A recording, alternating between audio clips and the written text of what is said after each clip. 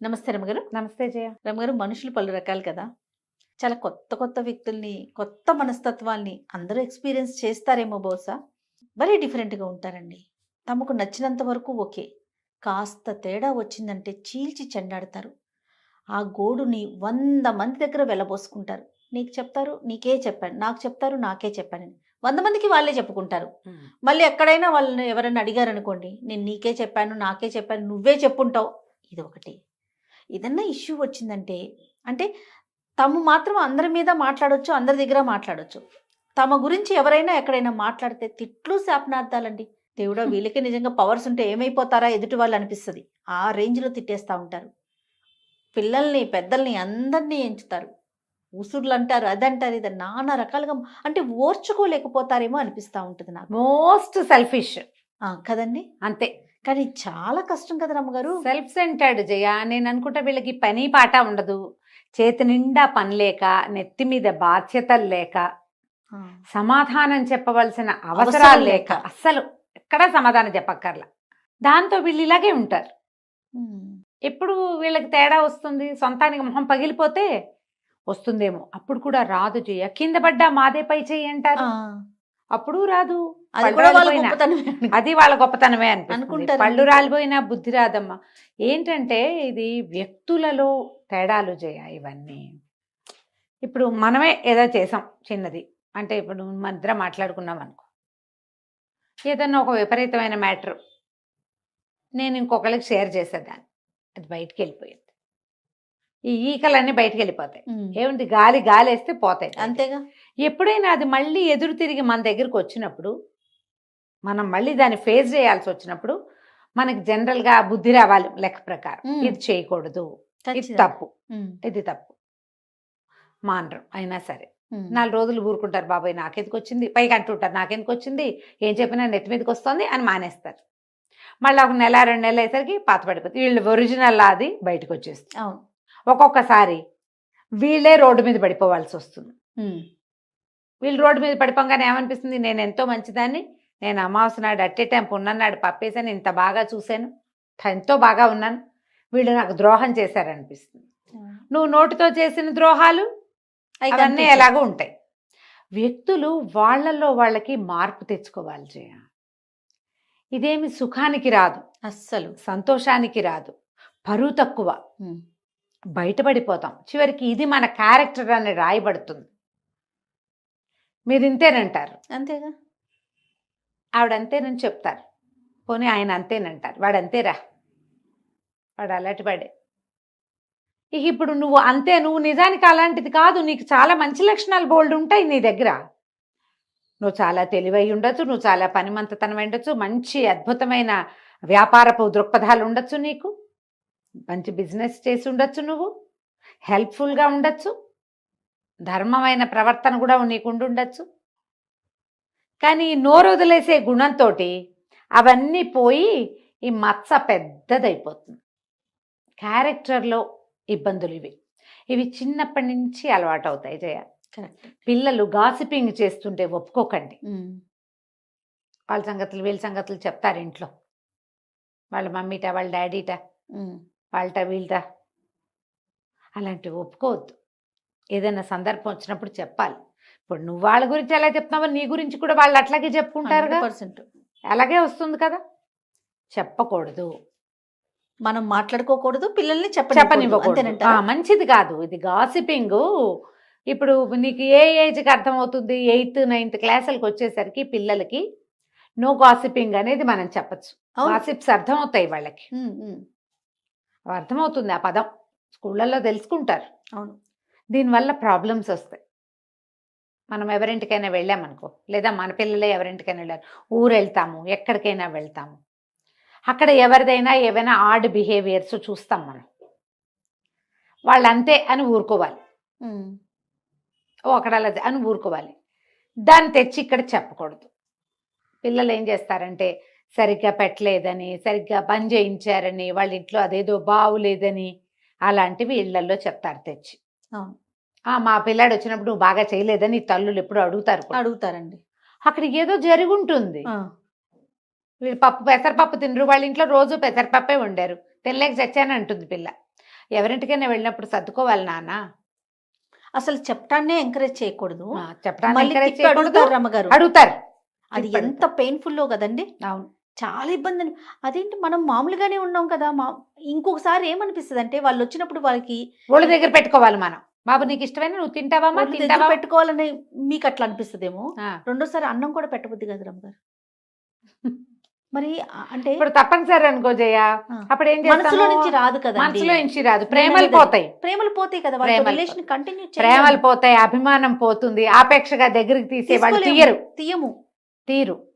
ఇవి చెడగొట్టుకోవద్దు, పిల్లలకి చెప్పాలి. ఏదైనా తేడా ఉంటే సహించి ఊరుకోవటం నేర్పించాలి. ఈ రోజున మన జనరేషన్స్ లో అతి పెద్ద ప్రాబ్లం ఏంటంటే, మనం ఇది ఎక్కడ మొదలెట్టా తెలుసా జయ? ప్రతి దాన్ని సోషల్ మీడియాకి చెప్పాల్సి వస్తుంది. మనం సోషల్ మీడియాలో ఒక అద్భుతమైన యాక్టర్ లేదా ఎవరో ఏదో డాన్సో పాటో పాడారు, బాగుంది బాగుంది బాగుంది అని 10 వస్తాయా? 15. నీకు అవసరమా? నీకెందుకు? నీకు ఎన్నేళ్ళు? ఈ ఏజ్కి నీకు ఈ బట్టలు అవసరమా? ఈ ఏజ్కి నీకు ఈ నగ అవసరమా? నువ్వేవిడివి వాళ్ళెవరినో అనడానికి? అది వాళ్ళ ఇష్టం. వాళ్ళ ఇష్టం. నీకు నచ్చితే చూడు, లేకపోతే మానేసి. జడ్జి చేయొద్దు. నువ్వు ఈ బట్టలు వేసుకున్నావు, నీ వయసుకి ఇది అక్కర్లేదు, నీకు ఇది అవసరమా, నీకు ఇంత ఉందా, నువ్వు అది కదా, నువ్వు ఏదో కదా. వాళ్ళు ఎవరో డివోర్స్ తీసుకున్నారు, ఇది మేము మ్యూచువల్గా తీసుకున్న నిర్ణయం అని చెప్పారు. ముందు పెళ్లి చేసుకున్నారు, మీరందరూ ఓహో అన్నారు. డివోర్స్ తీసుకున్నారు, ఊహో అని ఊరుకోవాలి కదా. ఆ అమ్మాయిదే తప్పు అంటారు కొన్ని వేల మంది.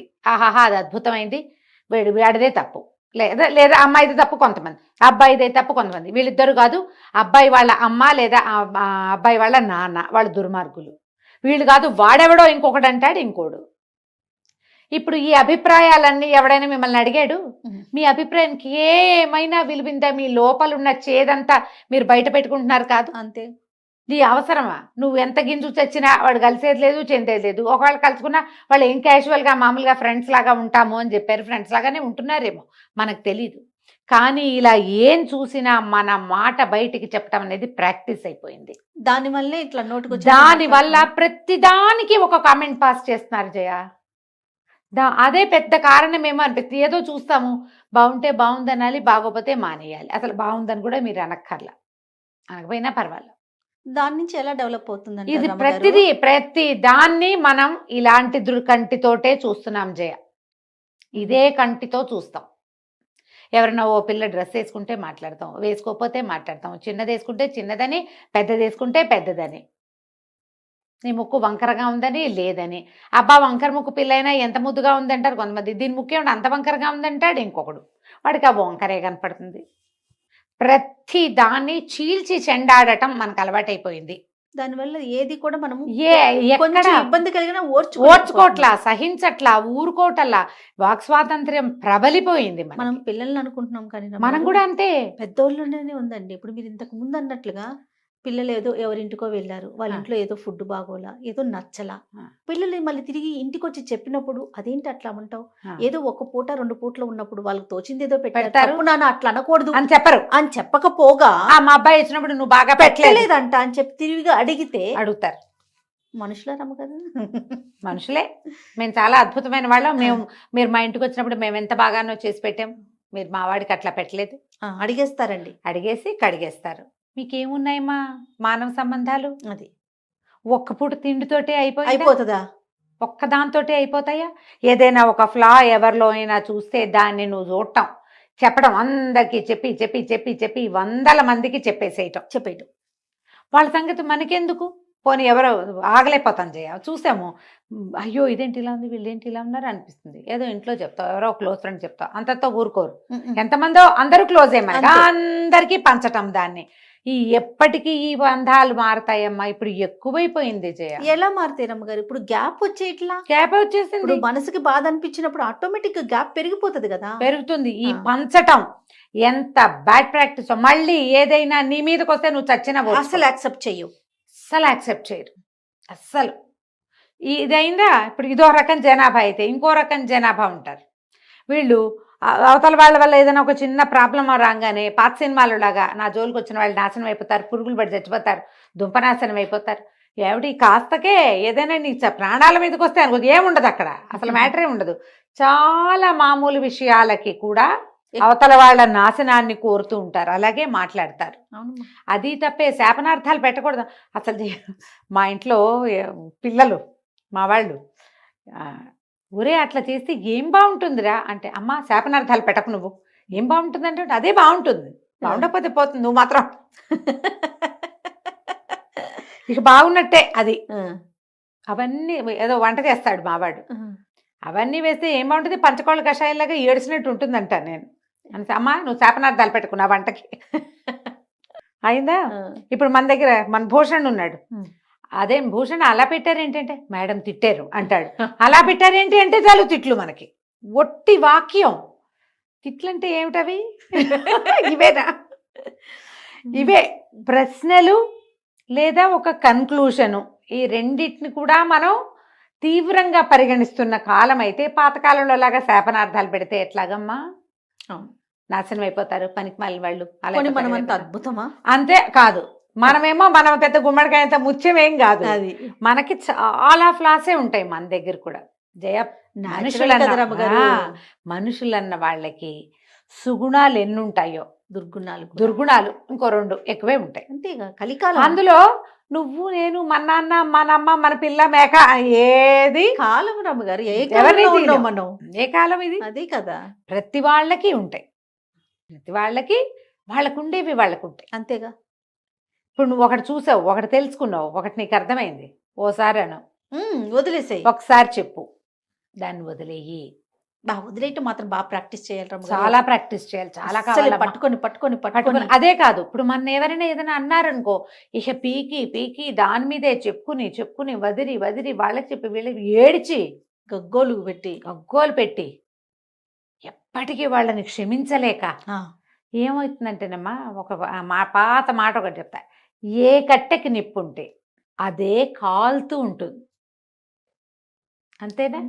ఈ అక్కర్లేని చింతలు, వాళ్ళెవరో వీళ్ళెవరో, వాళ్ళు అన్నారు వీళ్ళు చేశారు, వాళ్ళు అలాగా వీళ్ళు ఇలాగా, సుఖమేది నీ బతుక్కి, సంతోషమేది అస్సలు.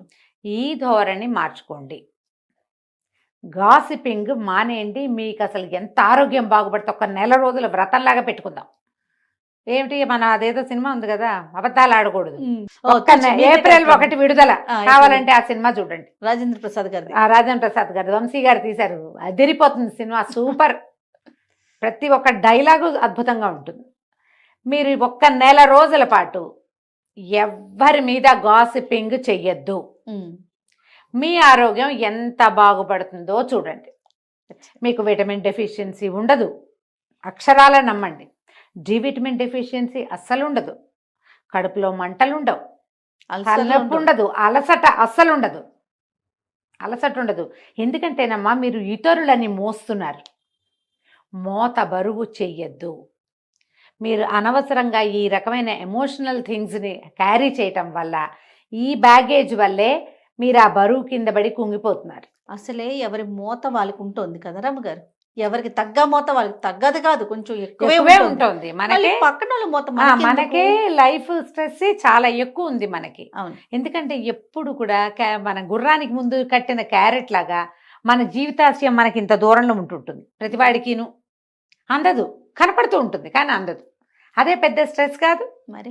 ఆ ఉన్నదానికి తోడు మీరు ఇతరుల వ్యవహారాలను ఎందుకు మోసుకుంటారు? ఎందుకు మోయటం? మొయ్యద్దు అంతే. మీ సంగతి ఒకళ్ళకి చెప్పేసామని సంతోషించండి చాలు. మీ కష్టం ఉంది బోళ్ళంత కడుపులో, మీకు నచ్చలేదు, కళ్ళకి చెప్పండి. మీ ఫ్యామిలీ వరకు పరిమితం చేసుకోండి, లేదా దేవుడి దగ్గర కూర్చొని చెప్పుకోండి బాగా, దేవుడా వాళ్ళు దుర్మార్గులు, వీళ్ళు దుష్టులు, వాళ్ళు అలాగా వీళ్ళు ఇలాగా, నేనేం చేయను, ఇలాంటి చెత్త మనుషుల మధ్యలో బతకాల్సి వస్తోంది, నన్ను రక్షించు దేవుడా అని చెప్పేసుకోండి. రాసిపారేయండి, ఏదైనా రాయండి కూర్చుని, వాళ్ళ తాలూకు ఒక చెడు వాక్యం అనుకుని ఒక శ్రీరామ రాయండి, రామకోటి తొందరగా ఫినిష్ అయిపోతుంది. లోకంలో అంతా చెడే ఉంటుంది, మనది కాందంతా చెడే మనకి, అంతే కదా. కాబట్టి ఇలాంటి ధోరణితోటి ఉండండి అమ్మా, ఆరోగ్యాలు పాడు చేసుకోకండి. ఇవాళ రేపు వస్తున్న మెంటల్ స్ట్రెస్లో 50% ఇతరుల వల్ల వచ్చేదే, అంతే. వాళ్ళ వల్ల రాదు, వాళ్ళని గురించి మనం ఆలోచించడం వల్ల వస్తుంది. అవి మానేసేయండి. రైట్. నమస్తే. నమస్తే జయ.